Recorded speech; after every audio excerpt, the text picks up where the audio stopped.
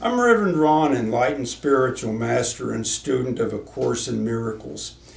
This video on the environment is under the direction of the Holy Spirit. For those who disagree with what we say, I accept full responsibility. To those who agree, I take none of the credit. I give all credit to the Holy Spirit. With that, let's get started. We all know what the environment is. It's the air we breathe, the water we drink, and the food we eat, among other things. Now, even though we all know what the environment is, we don't have a clear understanding of what the problems are. For instance, we know the people in Shanghai breathe air that isn't fit to breathe, and we know the people in Flint, Michigan drink water that isn't fit to drink. But we don't understand that these are issues which affect all of us. We know the Fukushima atomic power plant meltdown was bad, but we don't understand that it dumps radioactive waste into the ocean that sustains all life on the planet. We know the laborers who work in our fields harvesting our crops that are grossly polluted by the poisons they put on them to kill bugs die young. But we think they are expendable because we have a never-ending supply of them.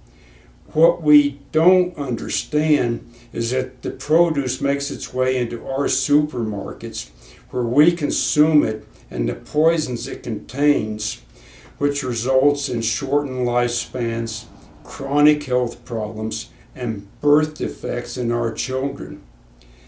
In the end, what we fail to understand is that these aren't just the problems of the people who live in these places or the workers in our field. They are problems that affect all of us. And to make things even worse, this is all done for short-term gain and the bottom line of the major corporations. What's happened to our physical environment can be summed up as follows. There is a saying in Zen that when a butterfly flaps its wings on one side of the world, it's felt on the other side. There's also an old American saying that you can put a frog in a pot of water and gradually raise the temperature, and he will stay in the pot and cook. And that's about what's happening to our environment right now. The prevailing attitude seems to be, well, at least we aren't wearing oxygen tanks on our back yet. Now, I guarantee you, if that day ever comes, you can bet the corporations will charge plenty for the tanks and the oxygen that goes in them. And if you can't pay for it, you just die. But what's happening to our environment spiritually is far worse than what's happening physically. We are in the process of totally exterminating our only living companions in the entire universe.